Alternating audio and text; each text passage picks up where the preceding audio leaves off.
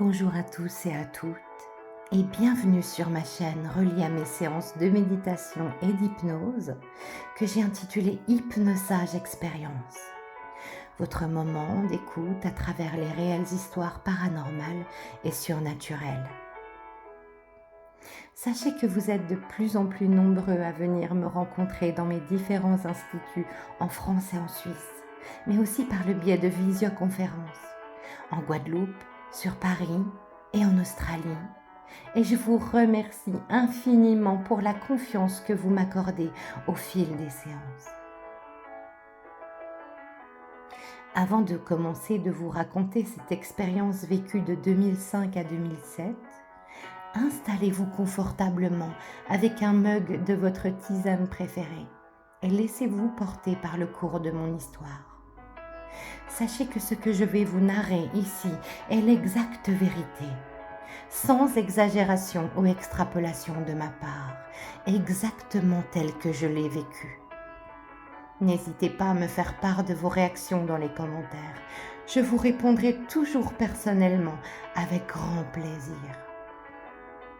À présent, commençons le récit de cette expérience.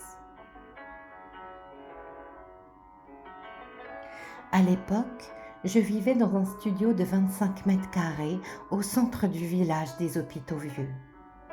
C'était un endroit situé en pleine campagne, dans un écrin de verdure, parmi les pâturages et les fermes des alentours. J'avais 21 ans et j'avais fait de ce lieu un petit cocon confortable. Une amie m'avait donné un grand lit mezzanine, suffisamment large pour y placer en dessous un petit coin salon, avec, pour seul meuble, un vieux fauteuil en cuir vert délavé, un petit pouf que j'avais décoré avec des foulards dont je ne me servais plus, et une petite table basse en bois clair avec disposé dessus une petite TV écran plat. Une petite table, 2 chaises, un dispositif avec 2 plaques chauffantes, et me voilà parfaitement lotie dans mon nouveau petit chez-moi. Déjà à l'époque, cela faisait plusieurs années que je méditais et que j'avais créé ma bulle de lumière de protection quotidienne. J'étais heureuse et ce petit espace de confort me contentait largement. Oui, mais voilà, ce lieu en apparence assez lumineux, car doté de 2 grandes portes-fenêtres plein vue sur les pâturages, avait un problème de taille. En effet, souvent, quand les personnes venaient me voir, elles ne se sentaient pas bien, et malgré toute la lumière que j'apportais à ce studio, rien n'y faisait. Et au cours de ces 2 années de location, la présence maléfique qui régnait en ce lieu allait presque avoir raison de moi. Un après-midi, ma meilleure amie de l'époque, que je vais appeler ici Vanny, vient me rendre visite avec Souris, une connaissance. L'ambiance est chaleureuse et je suis contente de rencontrer une nouvelle tête fraîchement arrivée dans la région. Les discussions vont bon train et tout se passe parfaitement bien. Quand soudain Souris commence à pâlir. Elle est debout au milieu de la pièce à vivre et je la vois presque vaciller. « Ça va, Souris? Qu'est-ce qui t'arrive? T'es toute blanche, tu veux quelque chose à boire ?» C'est alors qu'elle s'écroule au sol, complètement inerte. Ni une ni deux, Vanny et moi tentons de la réveiller, de la secouer. On lui parle fortement pour la faire émerger, mais rien n'y fait. Son cœur bat régulièrement, mais impossible à elle de revenir. Instinctivement, l'idée me vient de lui faire un soin énergétique. Je canalise, j'intègre la lumière, j'appelle ses anges, j'applique les techniques d'enseignement que j'ai récemment acquises. Et ça fonctionne. Souris commence à bouger. Elle remue ses bras et ses jambes, puis bientôt ouvre des yeux clignotants, se réacclimatant peu à peu à l'environnement. « Ça va, Miss ? Dis, mais qu'est-ce qui t'est arrivé ? Dis donc, tu nous as flanqué une sacrée frousse. Comment tu te sens ?»« Ça va, je sais pas ce qui s'est passé. J'ai plus rien vu, plus rien compris. Je crois qu'il faut qu'on rentre, Vanille. Ça te va? Bah oui, bien sûr, pas de problème. On y va, ma belle. Et je les vois quitter le studio sans autre explication, l'air un peu hagard. Quelques semaines plus tard, un ami passe prendre le café. Ça fait un moment que je ne l'ai pas vu et je me réjouis qu'il m'apporte de ses nouvelles. Il rentre dans le hall séparant la salle de bain du coin vie. Il enlève sa veste qu'il accroche en hauteur sur l'un des coins du lit mezzanine en s'avançant. Et à peine ai-je le temps de lui proposer de partager une tasse de café que le voilà qui s'écroule au sol. Il perd littéralement connaissance. Je le secoue, lui tapote les joues, lui crie de se réveiller. Pas de réaction, rien n'y fait. Je me rappelle l'événement vécu auparavant avec Souris. Alors je commence à lui prodiguer un soin énergétique. Je me connecte à la source, je condense la lumière dans mes mains en les passant au-dessus de sa tête et de son corps inerte. Progressivement, il revient à lui. Et tant bien que mal, le voilà de nouveau sur pied. Tout en s'excusant, il prend congé de moi et je me retrouve de nouveau seule. À cet instant, je commence à réaliser que quelque chose ne tourne pas rond chez moi. Mais j'ai beau m'ouvrir, essayer de me connecter à ce lieu, dans l'espoir de percevoir une énergie, une entité, de découvrir la raison. Je ne ressens rien de particulier et je reste dans l'interrogation. Un jour, je traverse Pontarlier en voiture. Et à la sortie direction la Suisse, je vois un homme poussant l'air, faisant du stop à proximité d'une station à essence. Je le reconnais, c'est Pimpin, un ami de lycée que je n'ai pas revu depuis plusieurs années. Illico, je m'arrête sur le côté de la route, à sa hauteur. « Pimpin, bon Dieu, Pimpin, j'en reviens pas. Je t'ai tout de suite reconnu, viens donc, tu vas dans quel coin ?» Il me répond avec un gentil sourire qu'il se rend sur Lausanne, qu'il est content de me revoir et qu'il part récupérer sa voiture restée en réparation chez un copain bricoleur. « Waouh, ça fait tellement longtemps qu'on ne s'est pas vu. Ça te dit de t'arrêter un moment chez moi ? J'habite sur les hôpitaux et après, si tu veux, je te reconduis jusqu'à la frontière.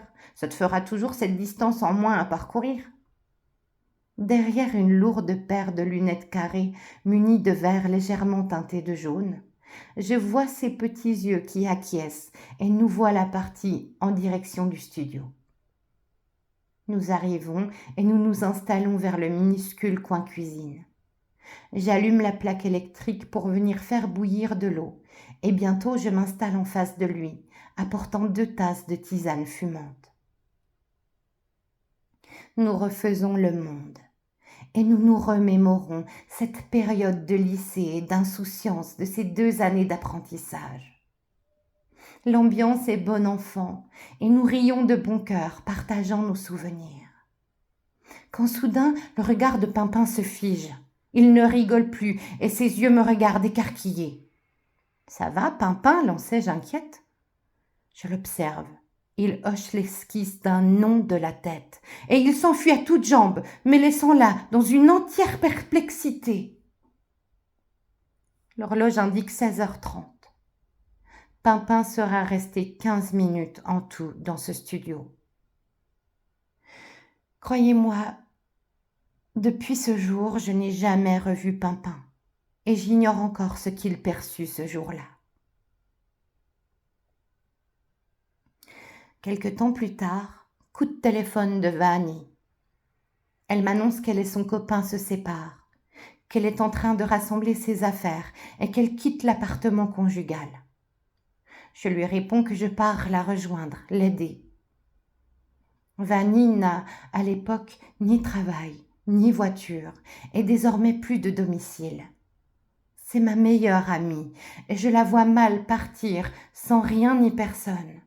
Et bien que mon studio soit petit, la mezzanine étant largement suffisante pour y dormir à 2, je lui propose de venir s'installer chez moi, le temps qu'elle retrouve une situation et le temps qu'elle se remette. Nous voilà donc toutes les deux partant et vivant en colocation pour quelques mois. Et c'est à cette période qu'une des nuits la plus incompréhensible de toute ma vie se produisit. Cette nuit-là, je dormais à poings fermés, dans un sommeil profond et réparateur, quand soudain, quelque chose me sort progressivement de ma torpeur. Vanny est en train de me réveiller. Elle me parle, sa voix est insistante. Au début, j'ai de la peine à comprendre. Je dormais tellement profondément. Elle me répète les mêmes mots en me secouant le bras. Et alors que je rassemble mes esprits, je l'entends me souffler. « Il y a quelqu'un qui me tire les cheveux. Quelque chose me tire les cheveux. Réveille-toi, Karen. Quelqu'un me tire les cheveux. » « Quoi, mais qu'est-ce que tu dis ?» balbutiai-je, encore éprise dans les méandres de mon sommeil. « On me tire les cheveux, je te dis. »« Mais comment ça, je comprends pas. Qu'est-ce qui se passe ?»« Je te dis que quelque chose me tire les cheveux. Ça m'a réveillée. Tu ne sens rien, toi ?»« Mais non, répondis-je. Je dormais trop bien, je te promets. » Quelques secondes plus tard, j'entends « Ah, ça recommence, ça recommence !» Et là, je peux vous assurer que ce que je vais vous dire est la vérité et que tout est vérité. Dans la pénombre, et alors que seul le réverbère de la rue d'en face apporte sa seule clarté à travers la porte-fenêtre, j'entends les cheveux de Vanny craqueler, exactement le son des cheveux cédant un à un leur cuir chevelu. Voyez-vous de quel bruit je vous parle ? Le bruit des cheveux qui cassent lorsqu'on tire dessus. J'entends Vanny gémir et se plaindre. « Mais c'est pas possible, j'en ai marre, c'est dingue, tu sens rien, toi ?»« Non, je n'ai... » Et à peine ai-je le temps de finir ma phrase que je sens distinctement quelque chose tirer mes cheveux, comme une force invisible qui s'amuse à arracher mes cheveux. « Si, ça me tire aussi les cheveux. Oh mon Dieu, mais qu'est-ce qui se passe ? » Je sens bien que je suis clairement attaquée et l'une après l'autre, nous sommes confrontés à un harcèlement où nous entendons tour à tour le bruit de nos chevelures respectives se faire arracher. D'un bond, je sors du lit. Cette fois, croyez-moi, complètement réveillée, énervée et certainement apeurée. « Viens, lui dis-je, on descend, j'en ai marre. » Et nous descendons l'une après l'autre, les marches menant directement au petit coin salon, juste en dessous de la mezzanine. J'allume la lumière et je m'installe sur le fauteuil. Vanny prend place sur le pouf, juste à côté de moi. « Ça va, tu sens toujours la même chose ?» lui demandai-je. « Non, ça va, je sens rien. » Vanny s'empresse de saisir son paquet de cigarettes, en extirpe une de son contenu et à l'aide d'un briquet, elle allume une première bouffée qu'elle tire nerveusement. « C'est quoi ce bordel ? Qu'est-ce qui se passe ici ?» me lance-t-elle. « J'en sais rien, je te promets que je dormais trop bien. Je comprends rien. Mais l'essentiel est que ce soit terminé maintenant. » « Ouais, n'empêche que c'est pas normal, c'est pas normal !» Les volutes de fumée se dispersent au-dessus. Vanny tape les cendres dans le cendrier rouge sur la table basse. Je réfléchis, je m'interroge, portée par mes pensées. « Aïe !» entendais-je soudain. « Quoi, mais qu'est-ce qui se passe ?» demandai-je. Il n'y a aucune parole, aucun mot suffisamment réel pour décrire la stupéfaction dans laquelle je me retrouvais à cet instant. Vanny passe sa main dans ses cheveux et fouille son épaisse toison brune de ses longs ongles vernis de noir et en sort un cure-dent. « Putain, regarde !» Elle me tend le petit pic de bois. Je la regarde complètement en état de sidération. « Mais tu me fais marcher là, tu rigoles ou quoi ? C'est quoi ce cure-dent ? Mais t'as bien vu, j'ai senti que ça me piquait la tête, et voilà !» Circonspecte, je saisis l'objet pointu, tellement insignifiant, que je pose sur le bord de la table basse. Aïe! Mais quoi, tu déconnes là, tu te fous de ma... Et je la vois à nouveau sortir de ses cheveux un cure-dent. Aïe, mais aïe! La raison est en train de me quitter. Et un à un, j'observe avec effroi le jeu maléfique des cure-dents sembler tomber invisiblement du toit du dessous de la mezzanine sous lequel nous nous trouvons, pour venir se matérialiser, puis piquer la tête de Vanni. 4, 5, puis 6. Un à un, les petits bâtons de bois s'accumulent sur la table basse. Une partie de moi ne réalise pas. Il est 3 heures du matin. Je viens de me faire réveiller par quelque chose qui nous arrachait les cheveux et voilà que mon ami se fait persécuter par des cure-dents.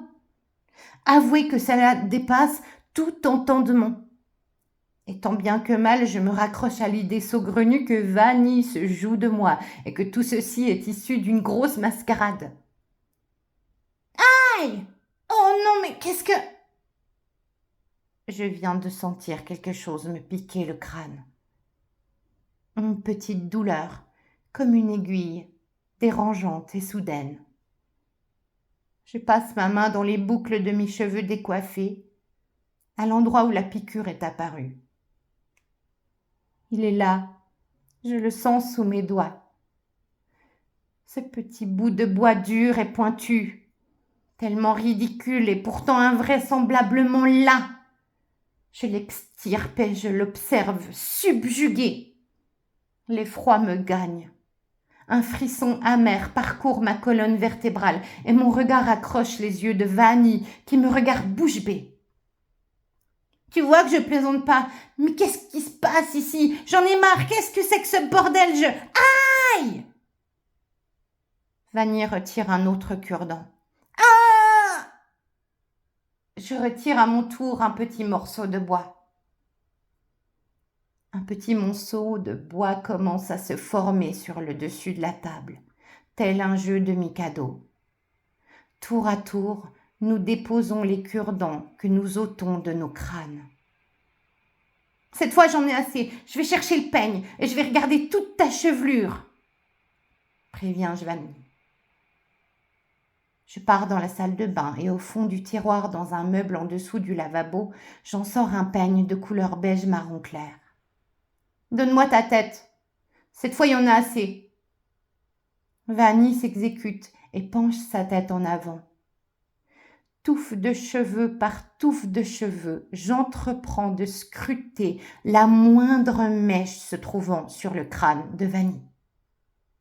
Ses cheveux sont sombres et épais, mais facilement je parviens à démêler l'ensemble de sa chevelure.